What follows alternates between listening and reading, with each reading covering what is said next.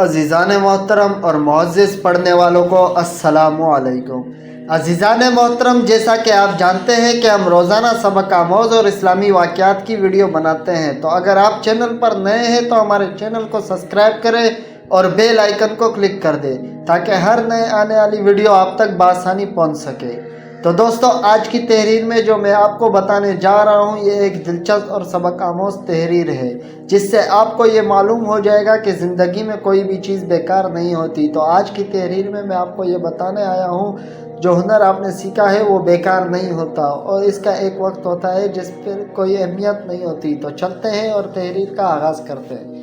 ایک ملاح کی کشتی میں دو انتہائی تعلیم یافتہ مگر خود پسند اور مغرور انسان سوار ہوئے۔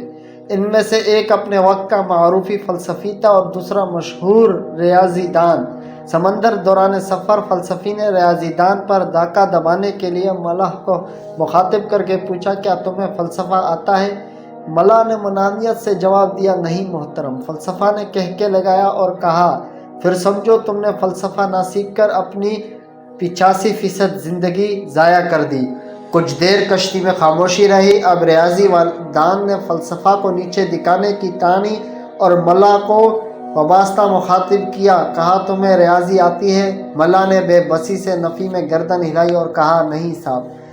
اب کہکے ریاضی دان نے لگائے اور عنود سے بولا، پھر سمجھو تم نے ریاضی نہ سیکھ کر اپنی آدھی زندگی ضائع کر دی۔ کشتی میں ایک بار پھر خاموشی چھا گئی۔ اچانک ملاح نے فلسفہ اور ریاضی دان کو مخاطب کیا اور پوچھا، کیا آپ دونوں دانشوروں کو تیراکی آتی ہے؟ دونوں نے ایک دوسرے کی جانب دیکھا اور گردن نفی میں ہلاتے ہوئے بولے، نہیں، مگر کیوں؟ ملاح نے کہکا لگایا اور کہا، پھر سمجھو آپ نے تیراکی نہ سیکھ کر اپنی پوری زندگی ضائع کر دی۔ کشتی میں سوراخ ہو گیا ہے اور بچنے کی واحد صورت اس وقت تیراکی ہی ہے۔ یہ ایک فرضی داستان ہے، مگر سمجھنے کی بات یہ ہے کہ علم و ہنر کے کسی شعبے میں مہارت رکھنے کا ہرگز یہ مطلب نہیں ہے کہ انسان متکبر ہو جائے یا غلط فہمی پال لے کہ علم و ہنر کے دوسرے شعبے کمتر ہیں۔ ایک کمار تار بھی اپنے فن میں اتنا ہی مشتاق ہے جتنا کوئی ID پروفیشنل۔ ایک مدرسے کا عالم دین بھی اس ہی قابل عزت ہے جیسے کالج کا پروفیسر۔ ہم انسان مختلف امور میں مہارت رکھتے ہیں اور ہمیں انکسار و باہمی ادب کے ساتھ ایک دوسرے سے مستفید ہونا چاہیے۔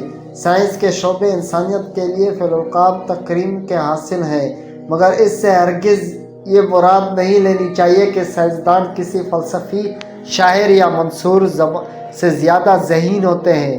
حقیقت فقط اتنی ہے کہ ان سب کی ذہانت جدا جدا ہے اور مختلف شعبوں سے وابستہ ہے۔